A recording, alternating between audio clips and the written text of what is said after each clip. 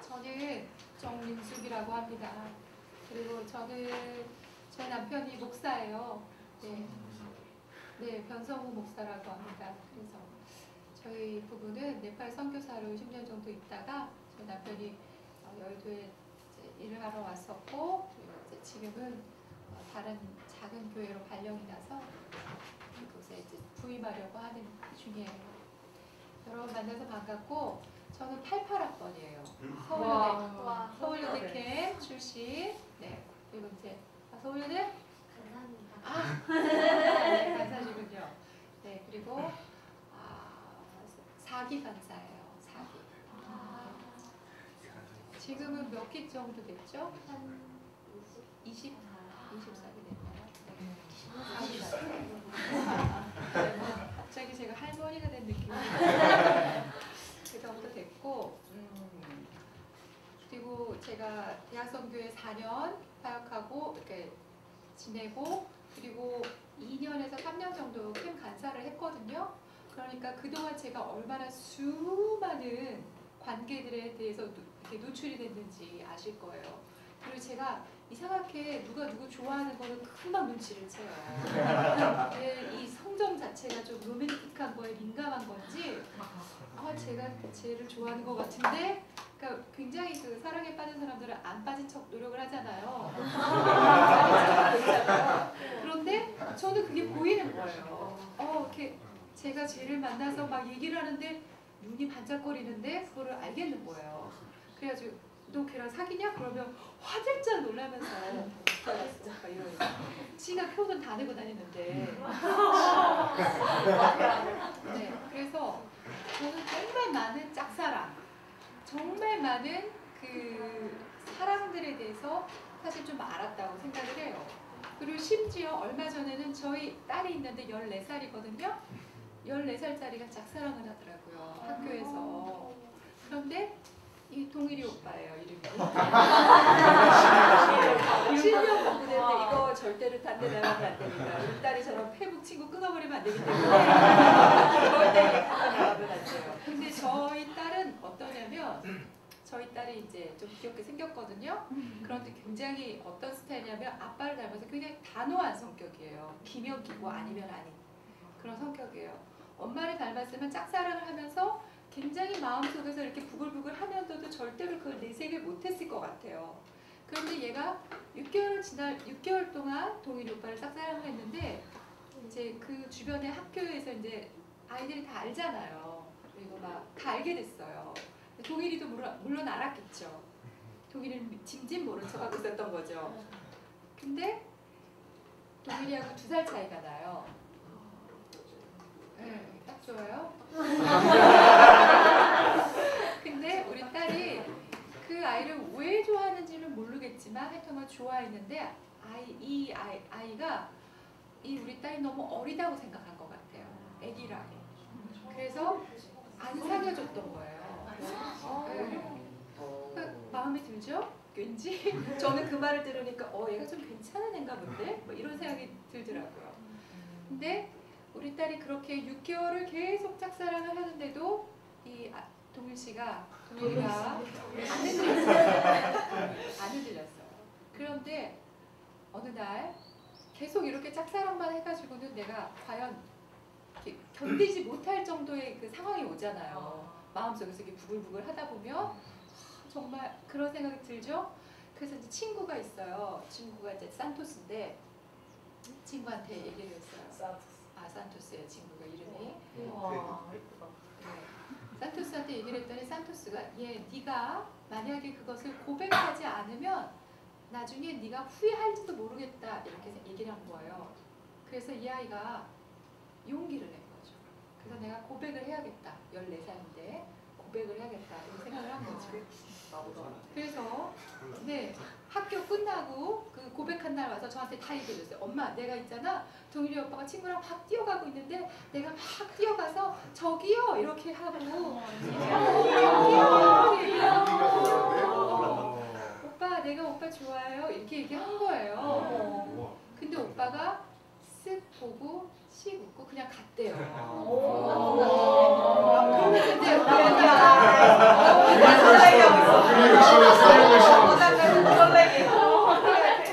마음이 정확한 확실한 아니야 너 이것도 아니고 그냥 그 여운을 남기는 미소가 그냥 버린 거예요.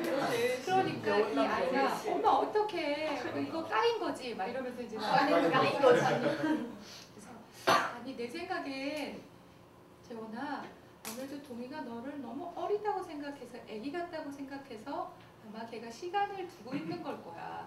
아마 걔가 나중에라도 조금 걔가 너가 조금 여자로 보이기 시작하면 아마 그때는 어떻게 될지 모르는 거야. 걔가 확실하게 너에게 노라고 안 했잖아 이랬거든요. 근데 그때부터 이제 얘는 마음 정리 들어가기 시작한 거예요. 그래서 아니야 오빠가 나를 내가 이렇게 확실하게 나의 의사 표현을 했는데도 내게 어떤 반응을 안 보이는 거는 나를 찬 거야. 내가 차인 거야. 그러면서 이제 그때부터 걔는 또 이제 그 잊으려고 노력하는 시간이 있었던 거예요. 그러면서 또 엄마 동일이 오빠가 혜민이 언니랑 같이 다녀. 사귀나 봐. 막 이러고 이제 괴로운 거죠. 자기 눈앞에 좋아하는 남자가 왔다 갔다 하니까 괴로운 거죠. 격하게 지금 공감하는데 동일이 있어요? 그랬던 거예요. 근데 이제 저희 사역지가 부산으로 옮겨지게 돼서 부산으로 이사를 가요. 근데 얼마 전에 우리 딸이 예쁘게 하고 아침에 나가더라고요. 그래서 어디 가니? 네, 영화 보러 간대요. 그래서 그래? 그랬죠. 그리고 이제 있었는데 걔 언니가 있어요. 걔 언니가 있는데 엄마 내가 좀 이따가 재원이 스토킹하러 갈 거야. 왜? 그랬더니 그러면서 제가 이제 눈치가 딱 오는 거죠. 얘가 영화를 범상치 않은 사람하고 보러 가는구나. 네, 동일이었어요.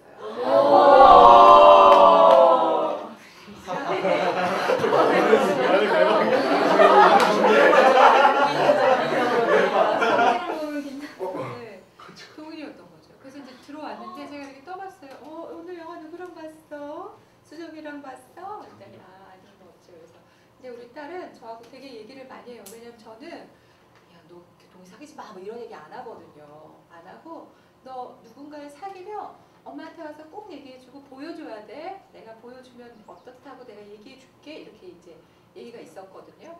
근데 이제 동일이랑 팔짱 끼고 막 이러고 사진 찍은 거 와서 보여주더라고요. 그래서 물어봤죠. 네가 먼저 전화했어? 아니. 동일이가 전화했어?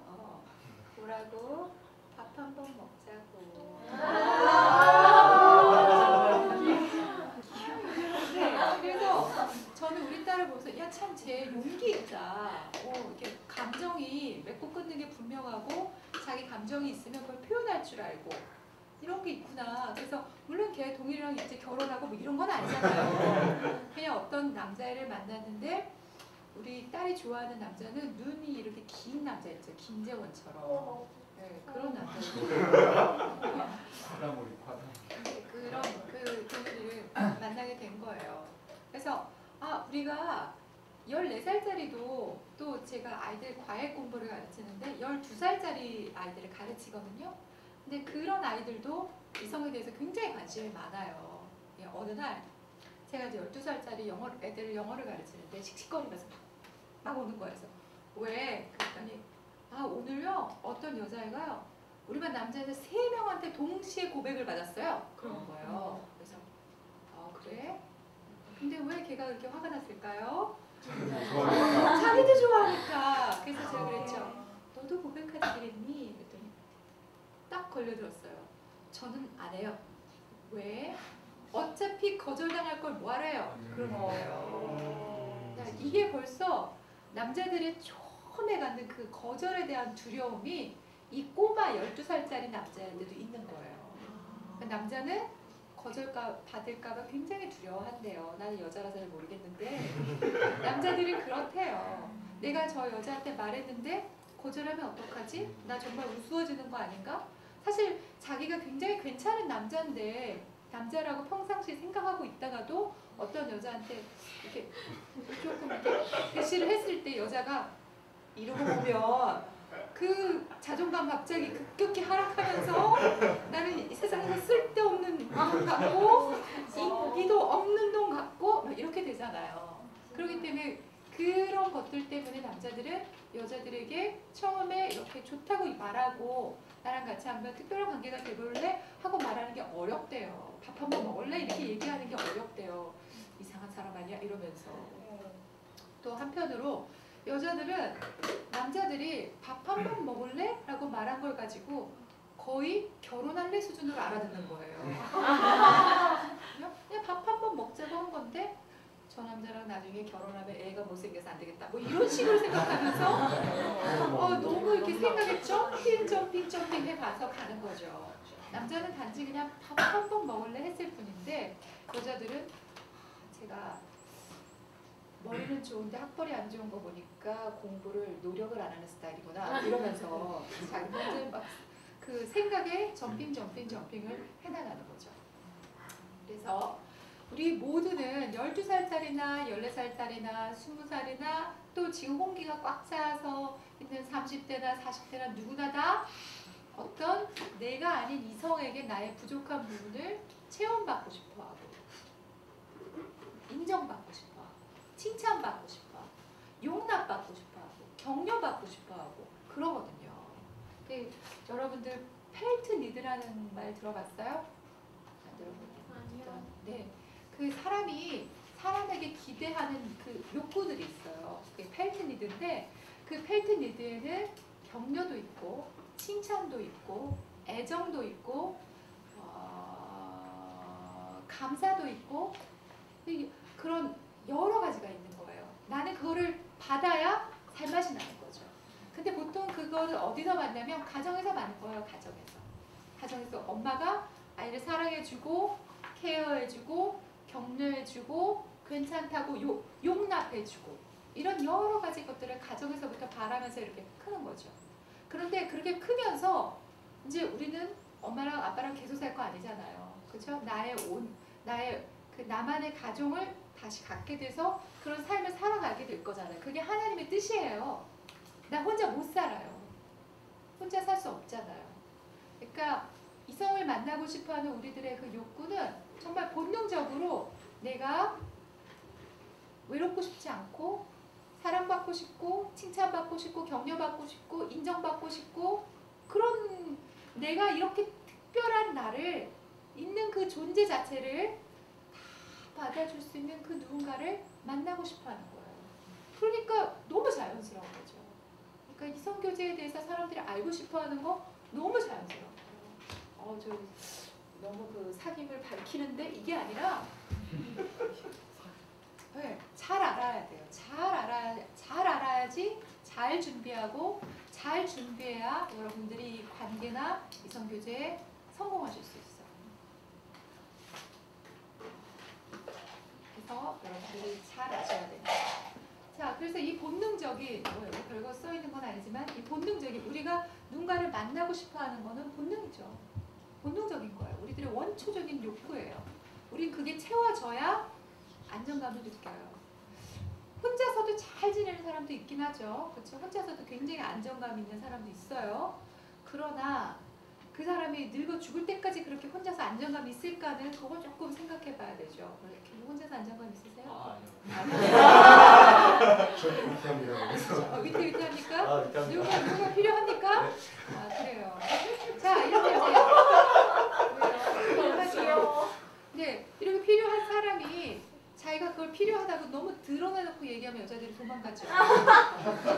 그렇죠. 네, 왜 그러냐면 너무 드러내놓고 얘기하면 여자들이 부담을 느끼죠. 그죠? 너무 부족한 게 보이면 다 이렇게 눈이 있으니까 내가 저걸 다 채워줘야 되나? 이러면 이제 힘들어지는 거예요. 남자도 마찬가지죠. 여자가 나를 케어해줄 것 같고 돌봐줄 것 같고 저 여자랑 있으면 나를 챙겨줄 것 같고 이런 여자랑 있으면은 같이 있고 싶잖아요. 그죠? 그리고 막 너무 예쁘고 모델 같고 그래도 내가 이렇게 딱 찔러도 나한테 눈길 한번 안 줄 것 같은 여자한테 남자들이 대시할까요? 안 해요. 쉬운 여자한테 해요. 쉬운 여자. 내가 이렇게 딱 찔러도 대시시 웃어주고 그런 여자한테 합니다. 저 아들이 하나 있는데 키가 180 정도의 몸무게가 거의 100kg에 가까워요. 근데 제가 딸이 둘 있거든요. 큰 딸은 좀 이렇게 똑똑해요. 애가 뭐라 할까? 야, 그러면 왜? 이런 스타일이에요. 근데 막내는 야, 호해! 뭐 이런 스타일이에요. 그러니까 이 큰아들이 둘 중에 어떤 애한테 장난을 칠까요? 네, 둘째 막내한테 하는 거예요. 왜냐하면 건드려보면 반응이 아주 재밌거든요. 네, 그래서 반응 있는 여자한테 남자들은 장난을 걸기 마련이에요. 이 여자들이 너무 이렇게 도도하고 이러고 있으면은 절대 남자들이 무서워서 못 가요. 그런데. 네, 도도해지기로 했어요. 네, 저는 캠비아 성교 율동팀 출신이에요. 네, 그래서 이렇게 막 해 뜨는 데부터 뭐 이런 거 하고 막 딥댄스 뭐 이런 거 하고 막 이랬어요. 근데 제가 율동팀 팀장이었거든요.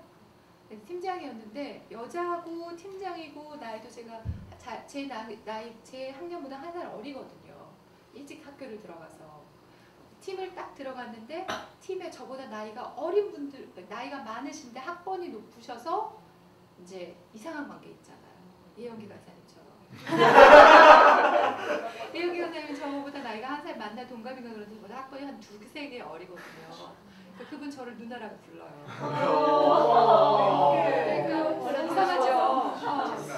그런 관계에서 이 여자 팀장이 살아남는 방법은 카리스마로 무장하는 방법밖에 없는 거예요. 막 기도 열심히 하고 할렐루야. 지가 전도사님도 아니면서 네 전도사님도 아니면서 전도사님인 척 막 카리스마 있는 모습 보여주고 막 이런. 그런데 저보다 한 살 많고 제주에서 저보다 학번에 하나 어린 형제가 하나 있었어요. 역시 저한테 누나라고 불렀죠. 저한테 그러더라고요. 누나 나중에 누나가 진짜 좋아하는 남자 생기잖아요. 그럼 누나의 허점을 보여줘요. 그러는 거예요. 그래서 나 그때 충격을 딱 먹었어요. 나는 아주 내가 잘하고 있다고 생각을 했거든요. 그랬는데 얘가 나한테 누나 너무 그렇게 완벽하려고 하지 말고 누나 너무 멋있으려고 하지 말고 누구 다른 사람한테 책 잡힐 게 하나도 없는 사람처럼 굴지 말고 흠 있는 모습, 그냥 허점 있는 모습, 약한 모습 보여주세요. 그러는 거예요. 그래서 내가 정말 좋아하는 사람이 생기면 그래야겠구나 라는 생각을 하게 됐어요. 그러니까 여자들이 너무 그렇다고 너무 예쁘게 보이라는 얘기는 아니에요. 근데 만만해 보여야 된다는 거죠. 만만하게 성격 좋게 보여야 된다는 거죠. 그래야 이 이성교제가 이제 시작이 되는 거예요. 근데 지금은 이제 조금 어리시니까 다들 언젠가는 만나겠지만 지금은 아닐 수도 있죠. 언젠가는 만나겠죠. 제가 교회에 여러 단체에 있어 봤는데 굉장히 올드 미스도 많고 올드 미스터도 많더라고요. 그리고 서로가 서로의 짝을 찾아가지 못해요. 그리고 이렇게 앉아가지고 나는 바빠서 이성교제를 못해. 나는 날 좋아하는 사람이 없어. 이렇게 얘기하시는 분들이 많더라고요. 그래서 제가 정말 책을 굉장히 많이 봤어요. 그래서 책을 몇 권을, 이렇게 두꺼운 책을 몇 권을 보고 나니까 세상 사람들은 과연 어떻게 생각하는가. 그래서 세상 사람들이 뽑는 여러 가지 것들이 있더라고요. 그런데 그걸 보면서 세상 사람들은 이렇게 하는구나. 그럼 우리 크리스찬들은 어떻게 해야 될까? 이런 생각을 하게 됐어요. 자, 준비를 해야 되는 거죠. 준비를 하는데 일단 준비는 내 자신이 준비가 돼야 돼요. 내 자신이 이성교제를 할 만한 준비가 돼야 돼요. 어떤 준비가 돼야 될까요? 어떤 준비를 해야 될 것 같아요? 아무거나 던져보세요. 돈? 돈이 좀 있어야 이성교제를 할 수 있겠죠? 네, 또. 현실적이네요. 여자랑 어디 가려면 돈이 있어야겠죠? 마음의 준비, 네, 그렇죠. 네, 또. 내가 이제 이성을 교제하고 싶은데 뭐가 필요할까요? 나한테 뭐가 필요할까요? 상대방이 뭘 좋아하는지, 네, 또. 네, 뭐에 관심 있는지, 네, 그렇습니다. 네. 일단 이제 내가 준비가 되려면 내 마음과 몸과 뭐 이 여러 가지가 준비가 돼야 되는데 이제 속사람이 준비가 돼야 돼요. 속사람 뭐냐면 내가 굉장히 균형 잡힌 인간이 돼야 돼요. 균형 잡힌 인간. 제가 이성교제에서 얘기하고 이성교제가 굉장히 중요한 것과 사람을 내가 함께할 다른 한 사람, 나의 반죽을 찾는 게 너무 중요하지만 내가 제대로 준비가 되지 않으면 그 찾는 시도도 굉장히 불편할 것이고 내가 관계를 맺는 능력이 되어 있지 않으면 그 관계 맺는 능력이 없기 때문에 그 사람을 딱 만난다고 해도 그 사람과의 관계를 지속할 만한 능력이 없어요. 예를 들어서 어떤 분은 남자를 만나요. 만나는데 이분은 제가 아까 말했던 여자 중에 여자의 유형이 몇 가지 있거든요. 근데 이제 이게 점핑하는 여자가 있어요. 그러니까 남자랑 2번 만났는데 이 남자의 결혼을 꿈꾼다던가 이런 여자 있잖아요. 그러면 벌써 이 여자는 현실 감각이 떨어지는 여자예요. 이상만 이렇게 확 있고 이상적인 거에만 길들여져 있고 뭐 드라마에 길들여져 있고 현실 감각은 없는 거예요. 결혼하기가 되게 어려워요. 결혼을 하려면 사귄다고 결혼할 것도 다 아니에요. 결혼식장 문 앞에 갈 때까지 얼마나 많은 갈등과 그 위기의 순간이 오는지 몰라요. 그런데 그걸 다 뚫고 결혼을 한다는 것 자체는 그 과정만으로도 벌써 사람을 성숙하게 만들어요. 그 과정만으로도. 그런데 어떤 여자분은 점핑을 해보는 거죠. 2번 만났는데 이 남자랑 결혼해야겠구나. 딱 이렇게 생각하시는 그런 분도 있거든요. 근데 이분은 준비가 안 돼 있어요. 왜냐하면 자기 안에 자라나지 못한 상처받은 어린아이가 있거든요. 그 아이는 어떤 아이냐면 6살 때 아빠가 떠나셨어요. 엄마랑 아빠랑 이혼하셨어요. 6살 때. 그런데 이 사람은 그 뒤로도 계속 무슨 특별한 그 6개월, 6년 요런 개념이 있으면 남자를 자꾸 헤어지는 거예요. 일기 써뒀던 걸 보면은 6개월쯤 되면은 남자의 흠을 찾고 있는 거야. 흠을. 걔는 이랬어. 걔는 나를 사랑하지 않는 게 분명해. 나 전화를 했는데 제깍제깍 안 받아. 분명히 나에서 관심이 떠난 거야. 이러면서 그 남자에게 흠을 찾기 시작하고 그 남자를 계속 비난하고 몰아붙이는 거예요. 그래서 결국 그 남자가 떠나요. 그래서 그런 사이클을 계속 반복하는 거예요. 여자가 외모가 아름다울 수 있죠. 또 직업이 좋을 수 있죠. 그런데 그 안에 있는 속사람이 아직 어린아이에 불과하다면 관계 맺는 기술이 관계의 그 기술이 소통의 능력이 없다면 관계에 성공할 수가 없어요. 남자도 마찬가지죠. 남자도 마찬가지로 이제 몸집만 컸지 영 쑥맥인 거잖아요. 그죠? 관계 맺는 걸 모르는 거죠. 내가 이렇게 말할 때 여자들은 어떻게 반응하는지도 하나도 모르고 내가 이렇게 하는 그것이 내 스스로에 대해서 모르는 거예요. 내가 어떤 사람이 나의 어떤 부분을 딱 건드렸을 때 내가 바로 떨면서 아픈 것 있죠. 그게 자기의 약점이거든요. 어떤 분은 그게 학벌일 수 있고 어떤 분은 그게 키나 뭐 외모일 수도 있고 어떤 분은 집안일 수도 있고 뭐 가정사일 수도 있고 그렇거든요.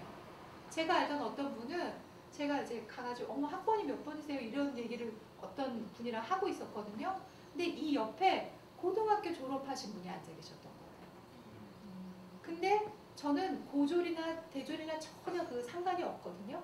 저는 그것에 대해서 뭐 이렇게 저는 학벌도 이렇게 뭐 좋은 학교, 나쁜 학교 이런 거에 대해서도 거의 제 스스로는 굉장히 아주 평등한 생각을 갖고 있다고 생각해요.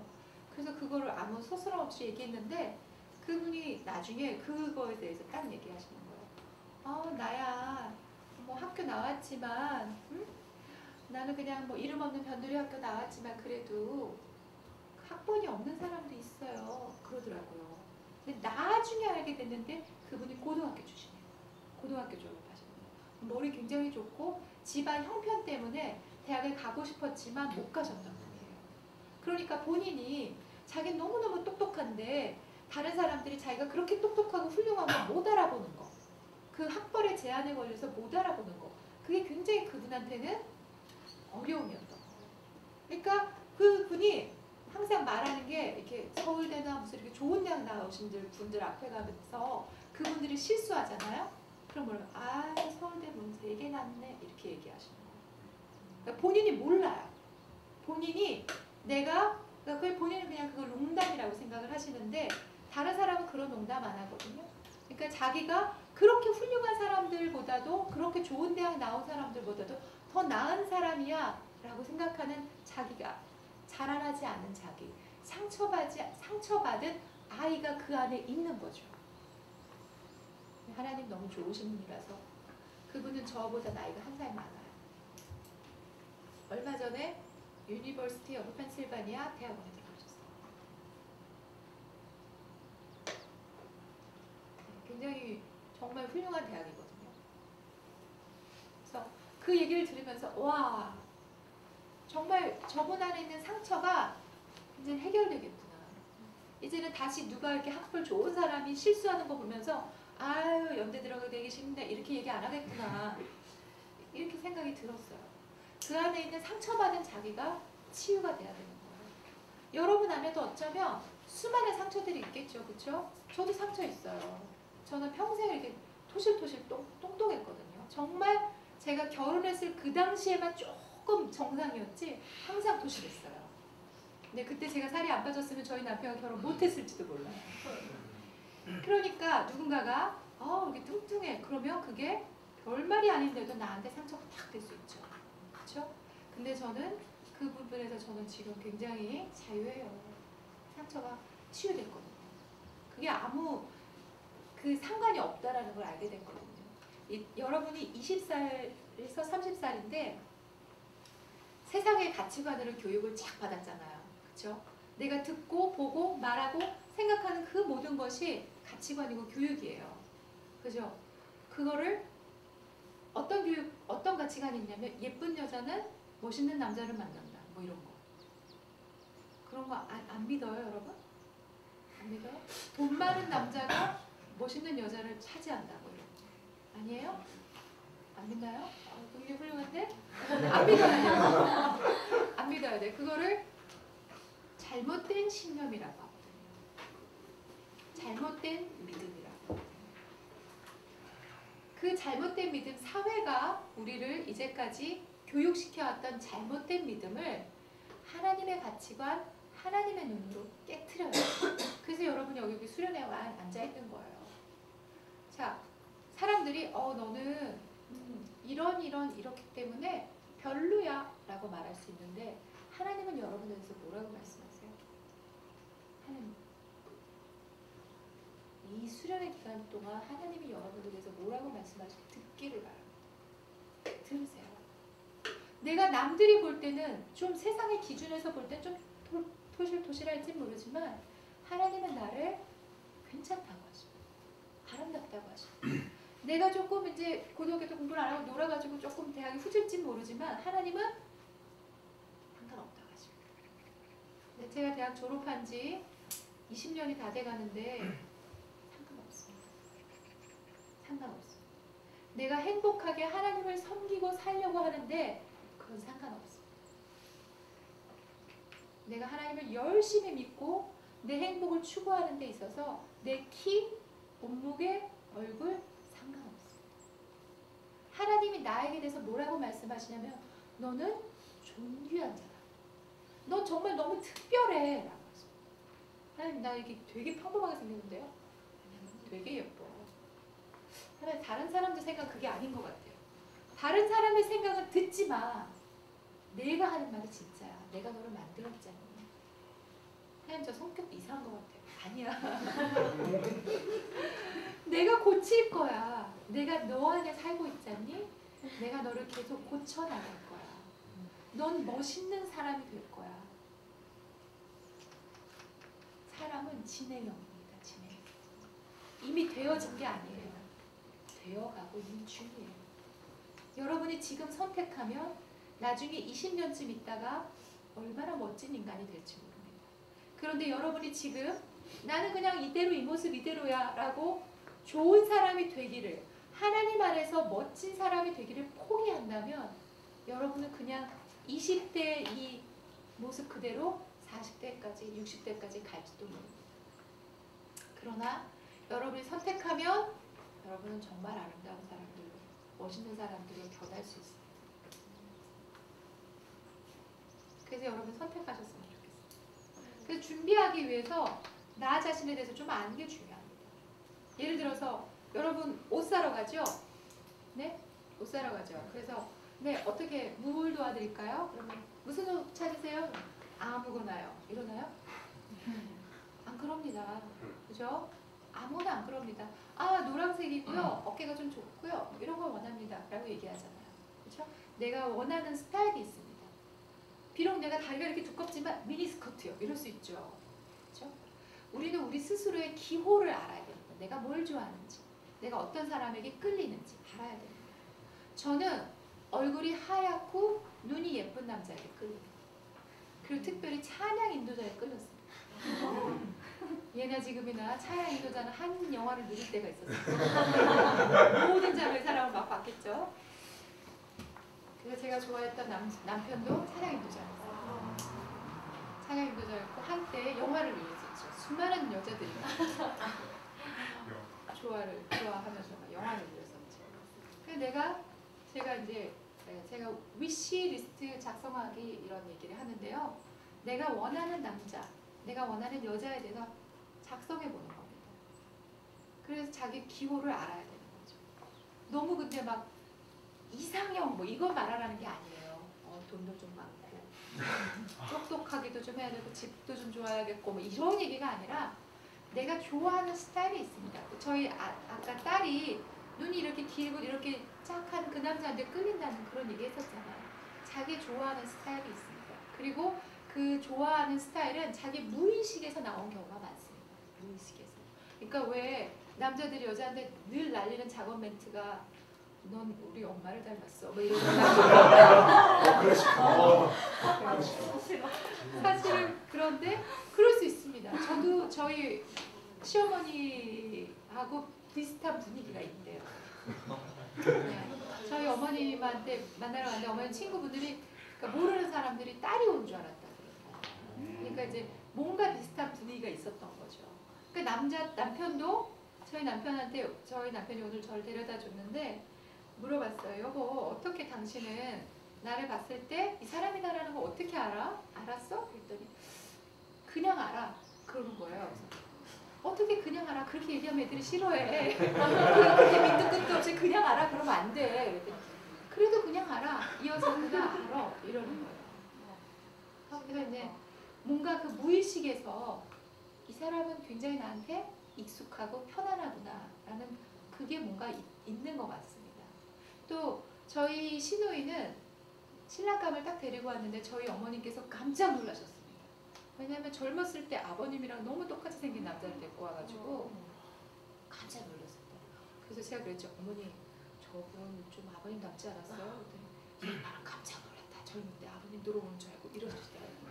그러니까 딸들은 약간 아버지의 그 잔감을 가지고 자기 배우자를 구하고 또 아들들은 엄마의 모습을 가진 여자를 구할 수 있어요.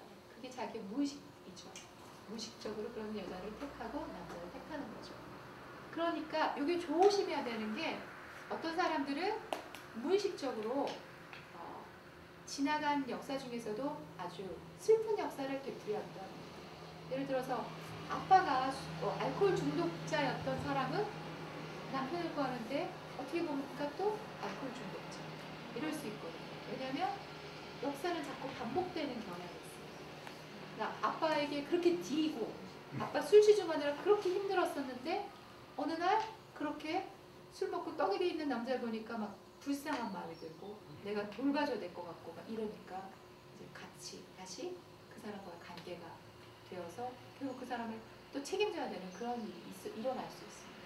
그러니까 우리들의 이 무의식을 굉장히 중요하게 생각하면서 나는 도대체 어떤 남자를 좋아하나 어떤 여자를 좋아하나를 잘 생각해 보셔야 돼요. 자기 이상형에 대해서 자기가 끌리는 남자에 대해서 짝사랑도 하죠? 그죠? 안 하십니까? 하죠.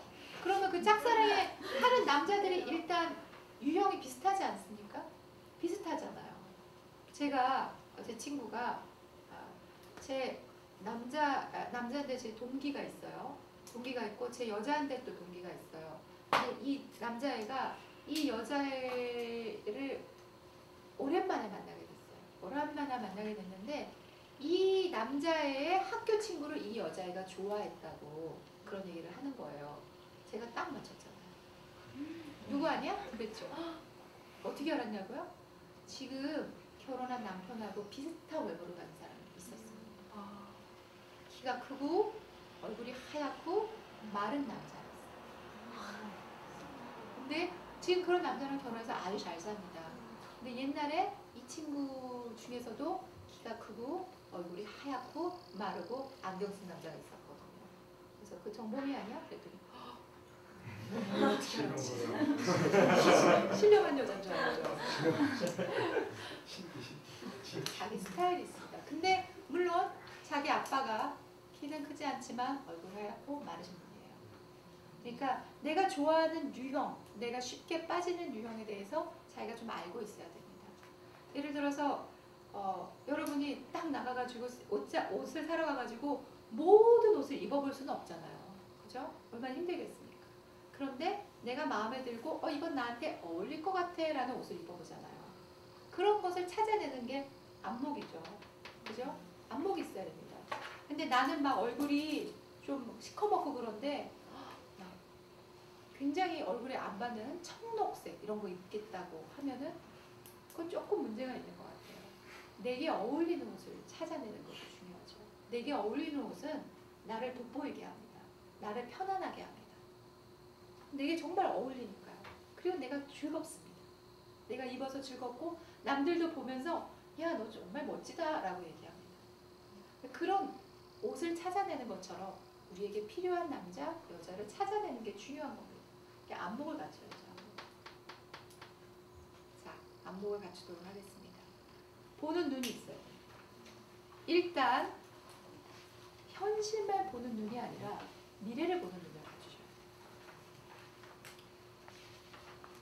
제 여동생이 있는데 남편이 어떤 처음에 무슨 일을 했냐면 농장 일을 했어요. 과수원을 했어요. 과수원. 그래서 이렇게 도시 처녀가 그 과수원을 하는 남자에게 시집을 간다는 건 상당히 상상할 수 없는 일이었거든요. 죽일 거예요? 네. 어떻게 할 거예요? 에프킬러 있고 그나필이나 맞아. 자기 안 죽고 와.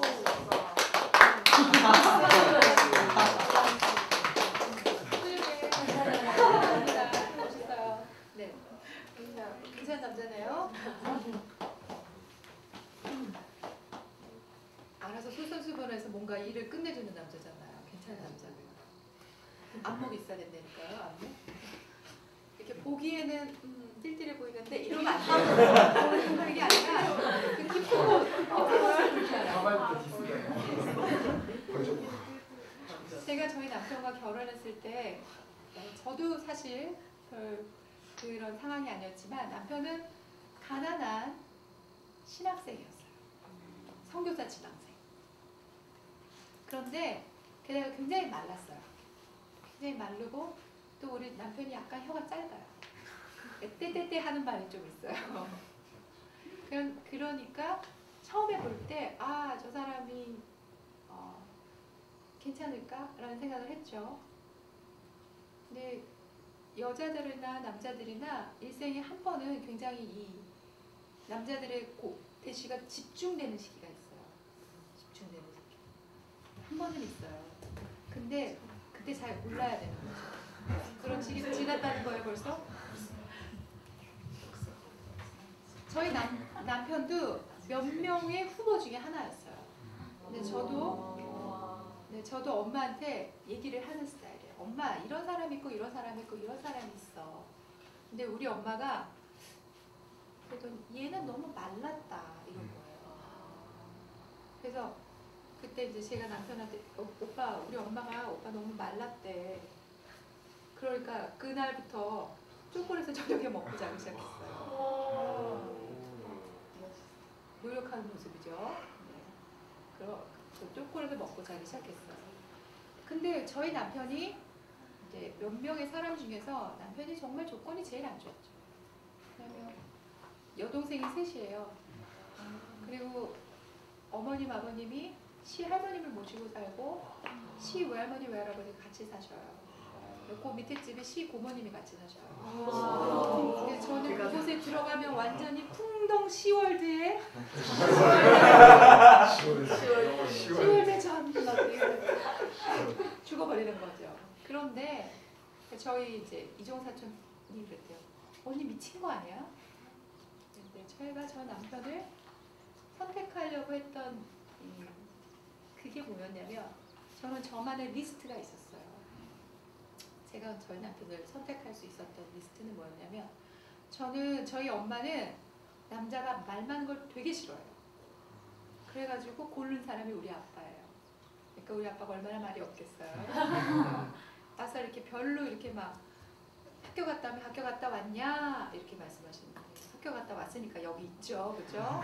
밥 먹었냐 뭐 이런 식으로 이렇게 말의 그 어휘가 굉장히 단촐하시고 많지 않아요. 그러니까 그 말 안에 다 내가 널 참 좋아하고 사랑하고 돌보길 원하고 이런 뜻이 다 함축되어 있는 밥 먹었냐를 하시는 분이신 거죠. 그러니까 저는 그런 스타일은 좀 힘들었어요. 그래서 나는 말도 좀 잘하고 재밌는 남자를 만나고 싶다. 그런 생각이 있었어요. 우리 남편이 얼마나 말 많은지는 아는 사람은 알 거예요. 쉬지 않고 말해도 즐거운 사람이거든요, 이 사람은. 이렇게 오늘 무슨 강의 했어? 그러면 야, 오늘 정말 강의 많아서 힘들었거든. 6시간 동안 강의를 했는데 말이지. 그러면서 저한테 강의를 이렇게 일목요연하게 요약해서 한 15분 정도 얘기해 줄 수 있는 사람이에요. 그러니까 그런 사람이었죠. 그리고 이제 즐거운 사람. 그리고 이제 제가 우리 남편을 만나면서 남편이랑 얘기를 하는데 남편이 나는 내 이름으로는 집을 안 갖기로 하나님하고 약속했어. 하나님한테 말씀드렸어. 그러는 거예요. 왜? 그랬더니 나는 평생 선교사로 살기 때문에 집 같은 거 필요 없으니까 그냥 하나님한테 나는 내 이름으로 집으로 안 가져도 돼요. 그랬다는 거예요. 그러니까 그때 내가 제정신이었으면 어머 그래요 안녕히 계세요 하고 딱 갔어야 되는데 그때 내가 제정신이 아니었고 너무 예수로 충만했던 거예요. 제가. 그래가지고 이 사람 하나님이 책임져야겠다. 왜냐면 하나님한테 다 걸어버리니까. 하나님한테 이렇게 다 걸어버린 사람 하나님은 어떻게 모른 척해. 하나님 좋으신 하나님인데 분명히 하나님이 책임져 줄 거야 라는 생각을 한 거예요.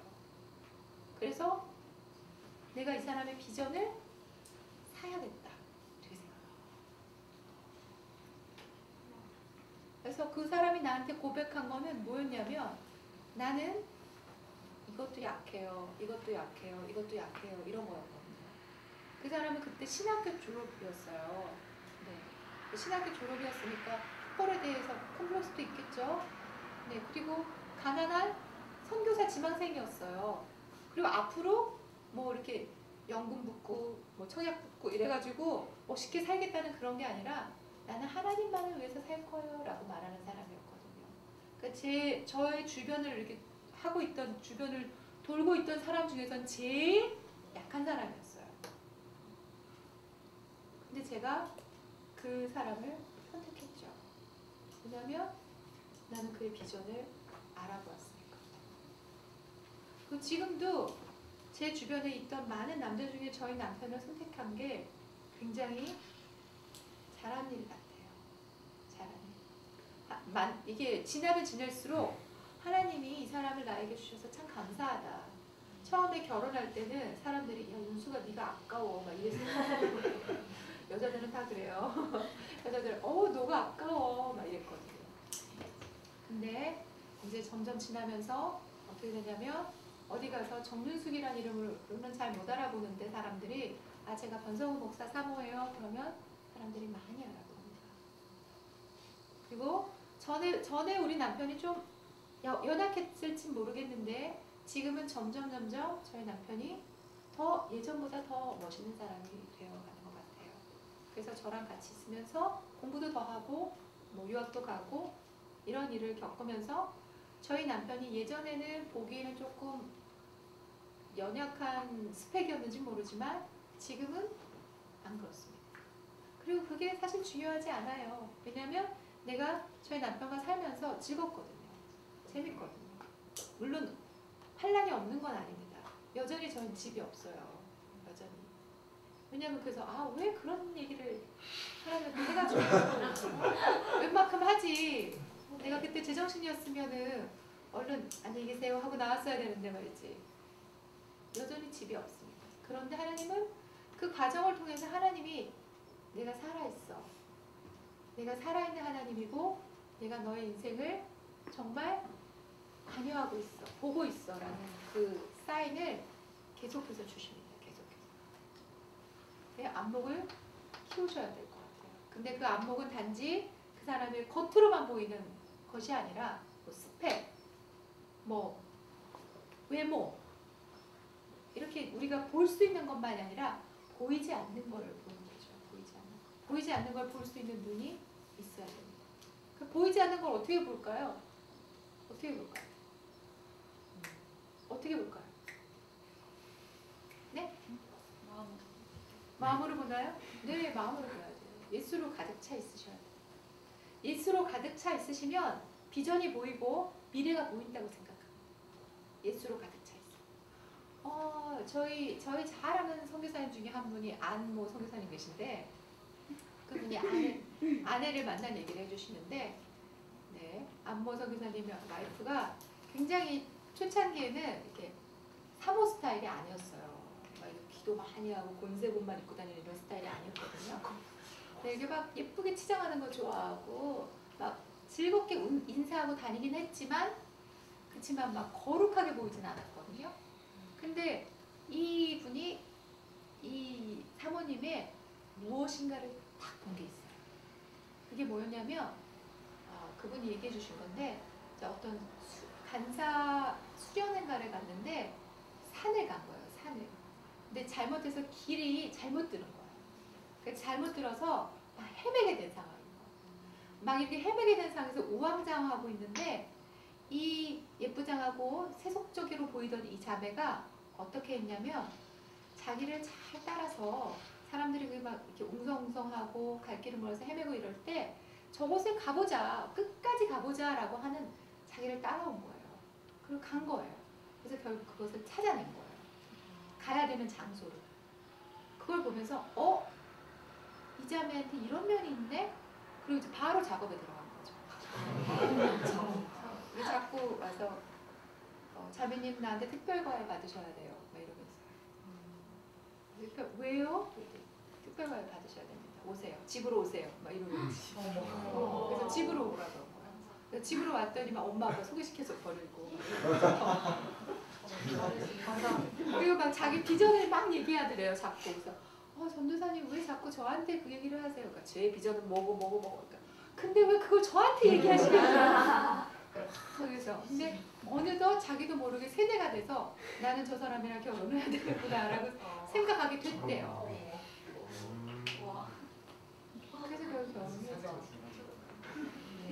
그래서 결국 결혼을 했죠.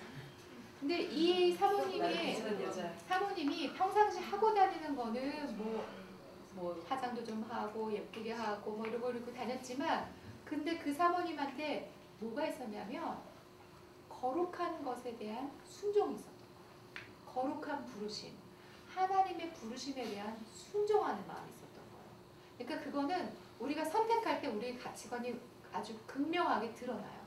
그게 뭐냐면 내가 결혼을 딱 하려고 할 때 결혼식장에 딱 들어갔는데 잘생긴 남자를 딱 보잖아요. 그럼 이 여자의 관점은 잘생긴 남자인 거예요. 돈 많은 남자잖아요. 돈이 그 사람의 가치가 있는 거예요.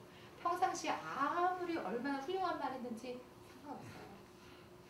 그 사람의 선택을 보면 그 사람의 인생관이 보여요. 여러분이 어떤 선택을 하느냐가 여러분의 인생관입니다.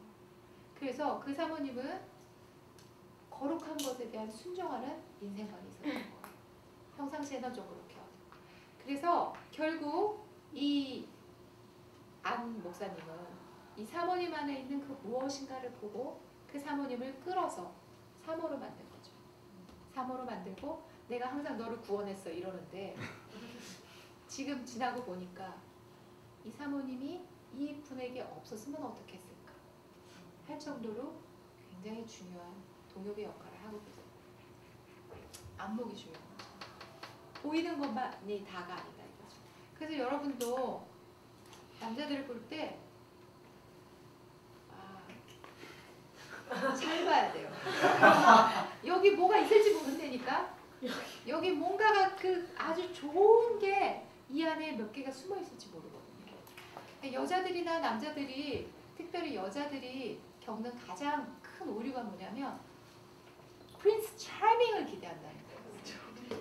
네. 정말 완벽한 남자를 기대한다는 거예요. 다정하고 상냥하고 내가 말하지 않아도 내 모든 것을 깨달아서 막 척척척 해주면서 하고 그런 남자를 기대한다는 거예요. 용감하기도 하고 돈도 잘 벌고 능력도 있고 그런 남자를 원한다는 거죠. 근데 그런 남자는 없어요. 없어요. 그런데 세상에는요 그런 남자는 없는데 꽤 괜찮은 남자는 있어요. 꽤 괜찮은 남자. 죄 안 짓고 미안한 일 안 하는 게 좋죠. 그렇죠? 세상에는 지금 이렇게 거룩한 얼굴로 다 알지만 앉아있지만 밖에 나가서 무슨 짓을 할지 내가 어떻게 알아요? 그렇죠? 여기서는 이렇게 거룩하지만 밖에 나가서 사랑한다고 막 꼬시면 여자들은 넘어가잖아요. 그렇죠? 절대 넘어가면 안 돼요. 제가 결혼을 하겠다고 이 남자를 알아가고 있는 중이라면 더더욱. 성경에는 굉장히 다말의 예를 제가 들었잖아요. 남자들은 안 그런 남자도 있죠. 안 그런 남자도 있겠지만 일단 자기가 원하는 걸 가지면 마음이 떠나는 수가 굉장히 많아요. 그렇기 때문에 되게 조심해야 돼요. 여자도 상처받고 남자도 상처받아요. 남자는 상처 안 받을 것 같아요? 공허한 섹스가 얼마나 상처가 되는지 모르나요? 상처받아요. 왜냐하면 그것은 관계라고 하는 것은 굉장히 영혼 육의 어떤 단계이기 때문에 상처받아요. 남자들. 조심해야 돼요. 새로운 트렌드를 만들어가겠다는 거룩한 사명감을 가지셔야 되는 거예요. 야 그래 세상은 그래. 하지만 나는 예수님의 트렌드를 만들어보겠어. 이렇게 돼야 되는 거예요. 세상은 그래. 세상은 나보고 야 너 언제 구속해서 조선시대냐? 뭐 이럴지 모르겠어요. 그래 조선시대다. 그거보다 더 좋은 예수시대다. 이렇게. 내가 새로운 트렌드를 만들어가는 거예요. 내가. 그렇게 돼야 된다고 저는 생각합니다. 그래야 여러분 상처를 덜 받아요. 저희 남편이 송파성전에서 청년부 사역을 했었는데 아주 어린 시절에 원치 않게 임신해서 결혼한 경우를 봤거든요. 그런데 결국 이혼했어요. 그러니까 임신을 해서 결혼한 경우였어요. 그러니까 그 사람들은 나중에 커서 만나서 알게 됐더라면 잘 될 수도 있는 커플이었어요. 근데 너무 어릴 때 만난 거예요. 대학교 1년. 그리고 그냥 관계를 맺었는데 덜컥 아이가 생겨버렸네? 그러니까 이제 크리스찬이니까 양심에 아이를 낳아야 되고 아이를 낳았으니까 엄마 아빠가 결혼을 한 거죠.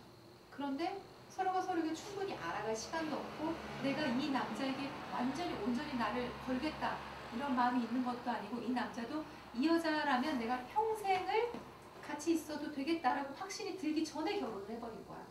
그러니까 사람들이 갈등이 오실까. 그래서 결국 헤어졌어. 그래서 여자가 혼자서 아이를 키웠어. 그러니까 상처가 생긴다는 거예요. 상처가 계속해서. 그러니까 상처가 될 일은 안 하는 게 지혜로운 거죠. 그렇죠? 하나님이 우리들에게 주신 계명은요. 야, 너 이거 지켜. 안 지켜? 너 나한테 죽을래? 이게 아니에요. 모든 계명은 그 사람에게 유익한 경우가 많은 거예요. 모든 경우. 사람에게 최소한의 마지선을 주신 거예요. 그래서 그 안에서 안전하게 살아가요. 네, 여기까지 하고 질문 받겠습니다.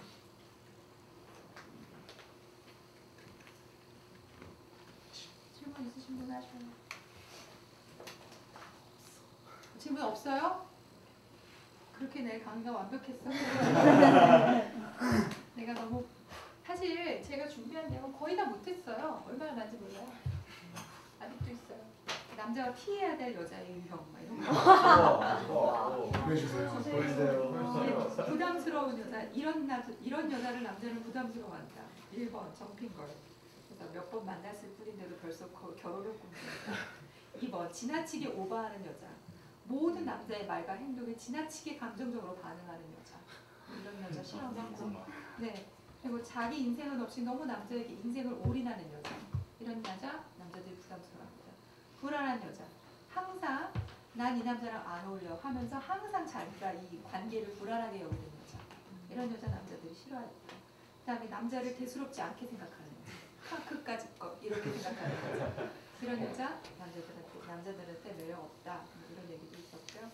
그런 여자들이 이제 그거를 극복하는 방법 이런 것도 있었어요. 그것도 있고. 네. 못한 게 너무 많네요. 네, 그리고 이 내가 알아갈 때 내가 이 사람들의 보이지 않는 것들을 알아가는 거 이런 거 하면서 특별히 알아야 되는 게 이제 중요한 게 뭐가 있냐면 자기가 자기에 대해서 어떻게 생각하는 자아상. 그림을 그려보면 되게 잘 알아요. 평상시에 이렇게 남자들이 그리는 그림, 여자들이 그리는 그림을 보잖아요. 그러면 대부분 그 물체나 무엇인가가 자기 자신을 표현할 경우 굉장히 많아요. 우리 아들은 뭘 그리라 그러면 막 이렇게 굉장히 뾰족뾰족하고 이런 그런 무기를 그립니다. 무기, 칼, 뭐 이런 거, 총 이런 걸 그립니다. 그래서 얘가 얼마나 이렇게 부모를 찌르고 싶으면 이런 걸 그릴까 뭐 이런 생각했거든요. 네, 자기 자신에 대한 자아상이 어떤가 알아요. 긍정적인가, 자기를 다른 사람보다 못나게 여기나, 뭐 이런 게 되게 필요합니다. 왜냐하면 부정적 자아상을 가진 사람은 사실을 왜곡해요. 그래서 아주 평범한 팩트가 있잖아요. 팩트가 있는데 팩트를 왜곡해버립니다. 제가 어떤 분의 차를 타고 가는데 그분의 차가 약간 이렇게 조금 조그만한 경차였어요. 경차. 근데 이렇게 가고 가는데 저 앞에서 이렇게 뭐가 달려오는 거예요. 트럭같이 좀 큰 차가 딱 달려와요. 이분이 뭐라고 하냐면, 이야, 저 차가 내 차가 조그맣다고 약 보면서 저렇게 위협적으로 달려오네? 이러는 거예요. 그래서 내가 저도 차를 운전하지만 내가 저 앞차가 경차라고 약 보려고 내 차를 이렇게 막 들이받는 그런 경우는 없거든요. 그냥 달려왔을 차가 달려왔을 뿐이에요. 그런데 내 차가 작은 것 뿐이죠. 그리고 어떤 내가 이렇게 섣부르게 판단하는, 제가 날 무시하기 때문에 나한테 저렇게 위협적으로 다가오는 거야. 이건 나의 잘못된 자아상인 거예요. 팩트는 그게 전혀 아니거든요. 그러니까 잘못된 자아상을 갖고 계신 분들은 얼른 치료해야 돼요. 얼른. 그게 아니야. 그냥 쟤는 달려왔을 뿐이야. 이러니까 그런 자아상을 갖고 계신 분은 오늘 좀 얼굴 안 좋아 보이는데 이러면은, 그런 이제 평범한 사람은 그래? 얼굴 안 좋나? 이러는데 제가 왜 나를 꼬지 오늘 아침부터. 그러니까 얼른 집어서. 그래서 내 남자친구가, 내 여자친구가 그런 자아상을 갖고 있는지 어떤지를 알아봐야죠. 또 성격적 특징이라는 게 있어요. 이 세상의 가치관이 뭐죠? 가치관. 여자를 바라보는 가치관, 남자를 바라보는 가치관. 그러니까 어떤 여자는 남자를 구원자로 보는 여자도 있어요. 난 아무것도 안 하고 그 남자가 다 하는 거죠. 난 아무것도 안 하고. 그러면 그런 여자를 만나는 남자들은 얼마나 부담감을 느끼겠어요. 그렇죠? 뭐 다 해줘야 되니까. 내가 그녀의 인생을 구원해줘야 되니까. 그렇죠? 근데 그렇지 않고 동역자를 보는 여자도 있어요. 그렇죠? 동역자를 보는 사람은 내가 뭐 예를 들어서 저 사람이 너무 힘들어해? 그럼 내가 도와줘야지. 이렇게 하는 거예요. 근데 구원자로 바라보는 사람은 어떠냐면 저 사람 힘들어해? 네가 스스로 일어나야지 뭐 이렇게 되는 거예요. 그러니까 내가 어떤 마음을 갖고 있는지를 봐야 되는 거예요. 약간 그 올드한, 나이가 세대가 조금 높으신 어른들 사이에서 이런 경향이 많죠. 남자가 다 돈 벌어가지고 와야 되고, 식구 다 먹여 살려야 되고, 어려운 일 있어도 남자가 다 막아줘야 되고, 막 이런 생각을 갖고. 요새는 안 그렇죠. 요새는 여자들이 동역의 마음을 많이 갖고 있기 때문에 어려운 일이 있으면 같이 함께 지고 나가자. 힘들어? 내가 좀 할게. 이런 거. 그래 너 좀 쉬어. 내가 돈 벌게. 이런 여자들 요새 되게 많아요. 그런 여자들 되게 좋아해요. 여자들이. 아니에요? 맞아요. 또 뭐 이런 사람도 있죠. 여자가 어디서, 이런 남자도 있고. 너무 싫죠. 근데 남자친구가 그런 사람인가 아닌가를 잘 봐야 돼요. 우리 남편은 이제 어떤 게 있냐면, 여자는 자동차를 운전을 잘 못해라는 선입견이 있어요. 그래서 이렇게 가다가 이렇게 주행 차선이 아닌 추월 차선에서 느리게 가는 사람이 있으면 저 여자다 이렇게 얘기를 해요. 그러니까 그게 그 사람한테 잘못된 신념인 거죠. 여자 아니네. 내가 이제 이렇게 얘기해주고. 아니네. 여러분도 이 남자가 어떤 관념을 갖고 있는지, 남자에 대해서, 여자에 대해서 어떤 관념을 갖고 있는지를 잘 보셔야 될 필요가 있습니다. 또 그는 그 사람의 선호도, 그는 어떤 사람을 좋아하는지를 내가 알 필요가 있죠. 그러니까, 그죠? 어떤 조용한 성격의 사람은 어떤 뭐 이렇게 굉장히 활달하고 재밌고 이런 사람을 좋아할 수 있고, 어떤 사람은 굉장히 진득하고 진실하고 뭐 이런 사람을 좋아할 수 있고 그렇잖아요. 그러니까 내 남자친구가 어떤 류의 사람을 좋아하는지를 알아볼 필요가 있는 거예요. 또 가족은 얘를 뭐라 그러나, 이게 가족은 나를 정말 잘하는 사람이죠. 그렇죠? 연애할 때는 좋은 모습만 보여주잖아요. 그렇죠? 막 꾸며서 보여줄 수 있어요. 거룩한 척할 수 있고 참한 척할 수 있고 쿨한 척할 수 있죠. 근데 집에 갔더니 집에서는 완전 찌질이었다. 엄마 말도 듣다 안 듣고 막 이런 사람. 엄마한테 막 하는 남자는요, 아내한테 막 할 수 있어요. 엄마한테 막 하는 남자 있잖아요.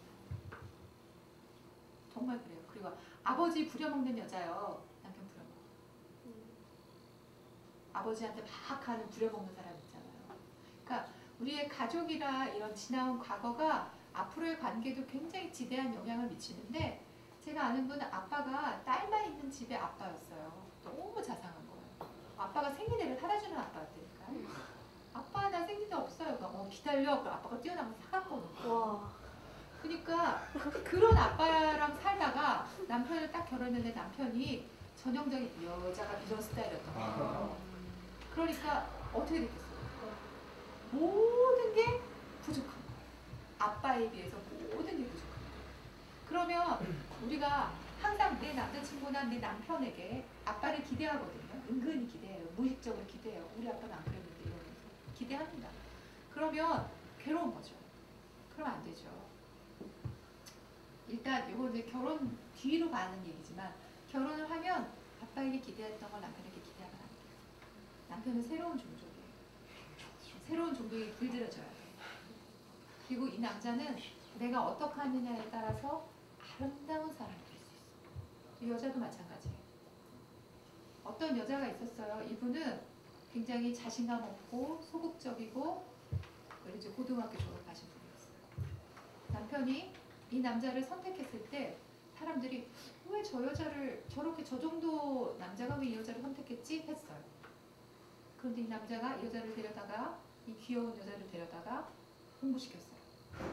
공부시켜갖고 음악 공부시켜가지고 훌륭하게 키웠어요. 더 멋있어졌어요.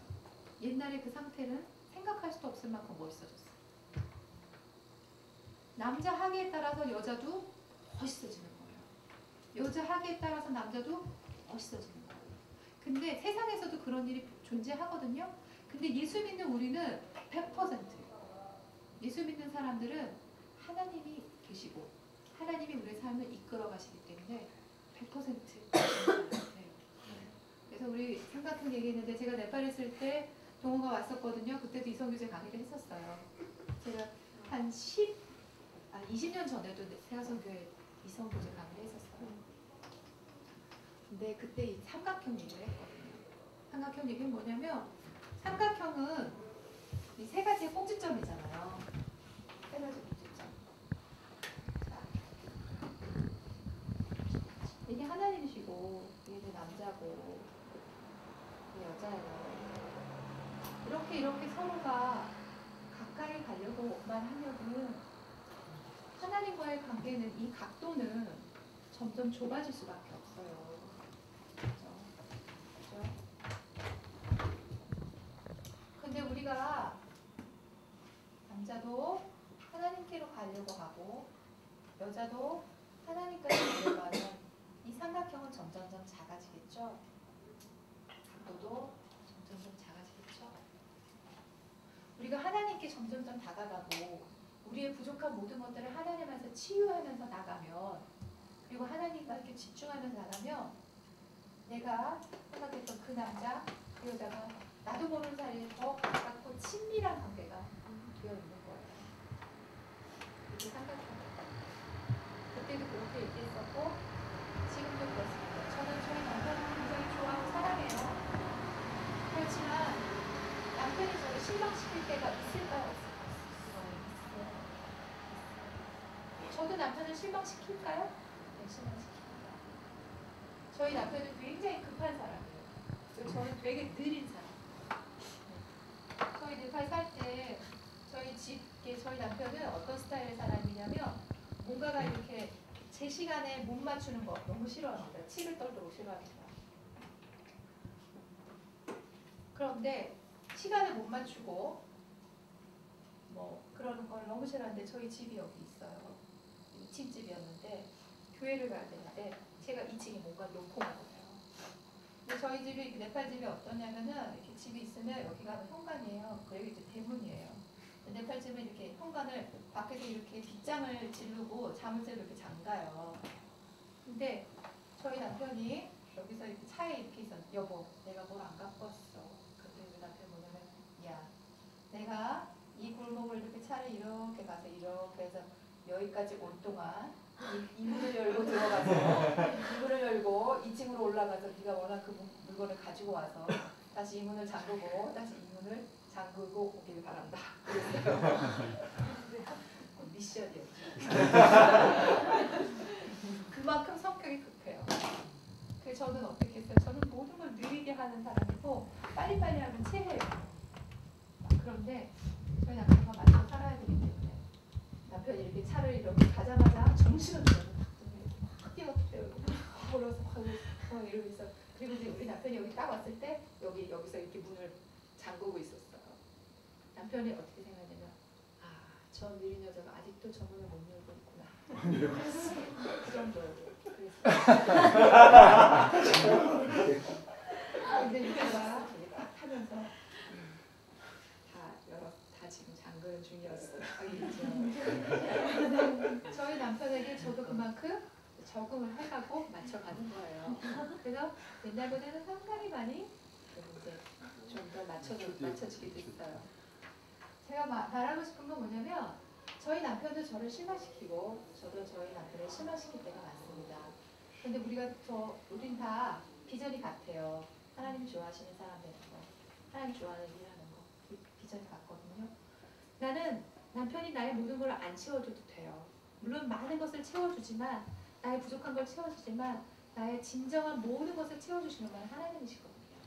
나는 하나님한테 구할 것을 남편한테 구하지 않아요. 여자들은 특별히 자매들은 그걸 잘 생각하셔야 될 것 같아요. 하나님이 채워주실 것은 남편한테 구하지 마세요. 또 남자친구한테 구하지 마세요. 남자들도 마찬가지예요. 하나님이 여러분을 채워주실 것들이 있거든요. 그거는 여자친구가 채워줄 수 없어요. 당연해요. 당연한 거예요. 그러니까 그 하나님이 채우시도록 기도하고 그리고 내가 이 사람을 통해서 하나님이 온전하게 하나님의 형상에 이르기까지 키워가시려고 한다. 그 계획을 갖고 계시다. 그거를 마음에 두세요. 하나님이 여러분 한 사람 한 사람을 향하신 계획이 있거든요. 멋있는 사람으로 만드시려고 계획하고 계시거든요. 믿으십니까? 네. 정말 믿으십니까? 네. 네. 예, 여러분은 정말 멋있는 사람이 될 확률이 많아요. 하나님이 이미 계획하셨기 때문에.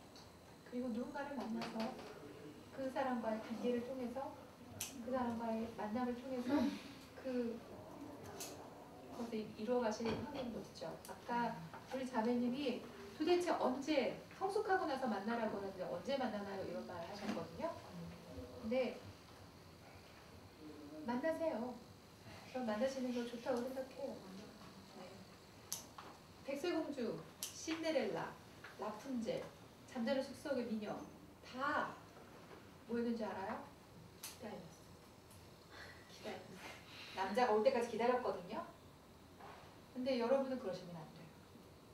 그러면 다 늙어서 죽게 될 거예요. 여러분 미모의 소문이 다른 사람으로 퍼지지 않은 이상 그렇게 될 거예요. 네. 라푼젤은 사실 그 탑에서 늙어 죽었을 거예요 분명히. 네.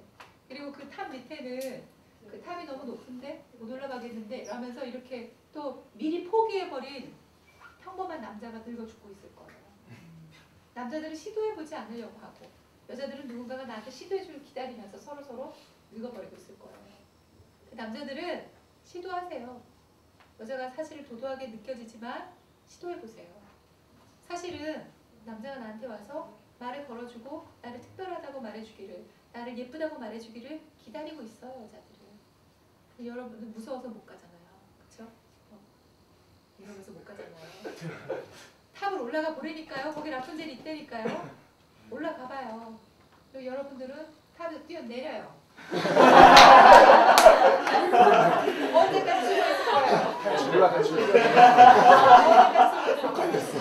올라갔는데 뛰어내려요. 타이밍이 이런 중요해요. 뛰어내려서 찾아요. 예쁜 미소를 날려주세요. 부시시한 머리를 다니지 말고 옷 늘어진 거 입고 다니지 말고 예쁘게 화장하고 아름다운 미소를 띄우면서 나는 사랑받을 준비가 되어 있어요 라는 사인을 계속 주세요. 이게 남자가 왜? 이러면 안 돼요. 뭐? 자매님 너무 알았어요. 나는 사랑받기 참 훌륭한 자매입니다라는 걸 알려줄 필요가 있다니까요. 여러분 예쁜 여자가 시집 잘 갈 것 같죠? 아닙니다. 네? 제가 아는 아주 건강하고 행복한 가정을 보면요. 외모는 상관이 없어요. 이따밖에 나보다 더 뚱뚱한 여자도 남편한테 사랑받으면서 너무너무 잘 살아요. 네. 왜냐면 그게 뭐 중요해요? 네? 남편이 그 여자를 사랑하는데? 뭐 중요해요? 그 여자는 남편한테만 예쁘게 보이면 돼요. 우리가 뭐 연예인도 아니고 모든 사람한테 이뻐 보일 이유가 없잖아요. 내 남자, 나의 특별함을 알아주는 그 남자에게 예쁘게 보이고 사랑스럽게 보이면 되죠. 그죠? 얼마든지 나는 행복하게 살 수 있습니다. 나는 행복한 관계를 가질 수 있고 그 관계를 즐겁게 이어나갈 수 있습니다. 해보세요. 저희 딸 얘기를 했는데 걔가 동이랑 결혼할지는 모른다니까요. 그런데 걔가 중요한 거는 사랑에 대해서 뭔가 배웠다는 거죠. 사랑에 대해서. 여러분도 사랑에 대해서 배우시길 바랍니다. 사랑에 대해서 배우시고 사랑할 때 얼마나 가슴이 뛰는지, 얼마나 설레는지, 얼마나 걔를 위해서 다 모든 걸 할 수 있는지 그런 마음이 드는지 알아가셨으면 좋겠어요. 하나님은 여러분에게 사랑에 대해서 가르치실 거예요. 제가 사랑, 또 짝사랑하면 또 제가 또 한번 해봤거든요. 짝사랑하면 어떤 마음이 드는 줄 아세요? 마음이 두근두근 혼자서 막 끌었다 이래요. 그런데 격하게 감동하시는데 그런데 어떤 마음이 드냐면 내가 쟤를 얼마나 사랑하는지 제가 나를 좀 알아줬으면 좋겠다 이런 마음이 되게 들거든요. 그리고 걔가 아프면 내가 막 싫어요. 걔가 아픈 게 내가 싫어요. 내가 어떻게 좀 해주고 싶어. 제가 아프면. 그런 마음이 들어요. 그게 사랑이거든요. 제가 짝사랑하게 된 계기가 하나님한테 이렇게 기도했어요. 하나님, 제가 대학교 3학년일 때도 사랑에 대해서 잘 모르는데 사랑에 대해서 좀 가르쳐주세요. 이랬거든요. 그리고 나서 몇 달 뒤에 바로 짝사랑이 시작돼가지고 사랑에 대해서 아주 진하게 레슨을 받았어요. 야, 사랑은 이런 거구나. 시도 때도 없이 생각나는 거 있죠. 걔가 입은 옷 색깔만 봐도 생각나는 거예요. 막 그 보라색을 뭐 이런 거 입고 다녔는데 그거 막 봐도 생각나고 걔가 들고 다니는 가방만 봐도 소스라치게 막 놀라는 거예요. 걔인가? 막 이러면서. 그런 거예요. 그러면서 내가 하나님 앞에 금요철 때 가서 하나님 내가 걔를 너무 사랑해요. 근데 걔가 날 그걸 모르네요. 참 속상해요. 이랬거든요. 하나님 뭐라시는 줄 알아요? 야, 나는 그거보다 더 많이 널 짝사랑해.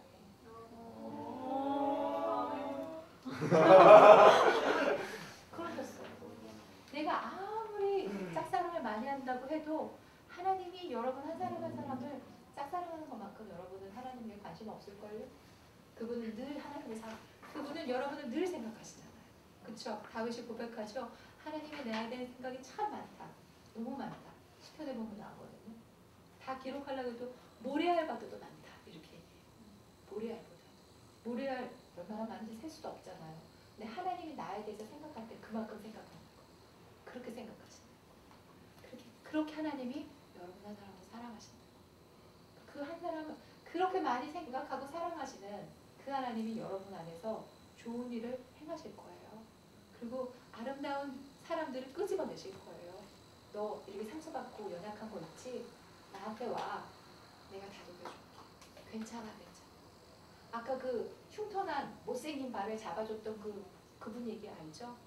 그분처럼 하나님 우리의 상처를 끌어안아주셔요. 그리고 얘기하시죠. 괜찮아. 하나님 제가 학교가 좀 괜찮아. 난 괜찮아. 누가 뭐라 그러냐? 난 괜찮아. 하나님 제가 조금 못생겼고 괜찮아. 그게 뭔 상관이니? 나는 너를 이미 아름답게 만들어. 하나님 제가 집이 좀 괜찮아. 난 너를 아름답게 만들 계획을 이미 가지고 있거든? 너 미래가 그럴 거라고 누가 그래? 넌 잘 될 거야. 넌 멋있어질 거야. 너는 나를 믿잖니? 넌 아름다워질 거야. 하나님 우리에게 계속적으로 말씀하신다. 그걸 믿으시기 바랍니다. 그렇게 믿으실 때 여러분의 자아가 준비됩니다. 이렇게 준비되어지면서 여러분들 좋은 관계를 만나시고 그 관계 가운데서 소통하는 법을 배우시고 사랑을 배우셨으면 좋겠어요. 그 사랑 나쁘지 않습니다. 짝사랑 괜찮습니다. 많이 해보세요. 많이 해보시고 자기 부족함을 느끼시기도 하고 하나 중요한 거 하나님한테 물어보세요. 하나님 내가 이 관계에서 이러는데 내가 어떻게 해야 될까요? 물어보세요. 그럼 하나님이 이런 거 얘기해 주시고 안 되면 멘토한테 물어보세요. 간사님이라던가 전도사님한테 물어보세요. 또 그 얘기해 주시고 자, 우리 이제 끝내야 될 것 같은데 우리 하나님께서 우리 안에 아름다운 사람들을 잘 자라게 하셔서 좋은 관계를 맺게 하시는 그런 일들이 우리 안에 충만하게 일어나려고 잠깐 기도하겠습니다. 기도합시다. 할렐루야. 좋으신 아버지 하나님